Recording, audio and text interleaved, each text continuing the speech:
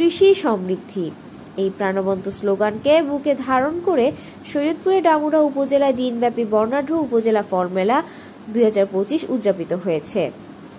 এই মেলা উপলক্ষে খরিফ মৌসুমে ক্ষুদ্র ও প্রান্তিক কৃষকদের মুখে হাসি ফোটাতে বিনামূল্যে কৃষি উপকরণ বিতরণ করা হয়েছে। মঙ্গলবার 24 জুন ডামুরা উপজেলা অডিটোরিয়াম হয়ে উঠেছিল যেন এক কৃষি উৎসবের প্রাণকেন্দ্র, যেখানে এই দুই আয়োজনের মাধ্যমে কৃষকদের উৎসাহিত করা হয়। দেশি ফল বেশি খাই, আসুন ফলের গাছ লাগাই। মেলায় শোভা পাচ্ছে নানা জাতের আকর্ষণীয় দেশি ফলের সমাহার এবং উন্নত মানের ফল গাছের চারা।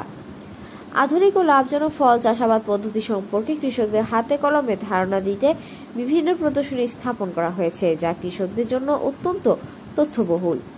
ফল মেলার বর্ণিল উদ্বোধনের পরপরই শুরু হয় বহু প্রতীক্ষিত কৃষি উপকরণ বিতরণ পর্ব। 2024-25 অর্থ বছরের খরিফ মৌসুমে সরকারের কৃষি প্রণোদনা কর্মসূচির আওতায় ডামুরা উপজেলার ক্ষুদ্র ও প্রান্তিক কৃষকদের মাঝে বিনামূল্যে তুলে দেওয়া হয় 800 কেজি পেঁয়াজ, প্রয়োজনীয় সার।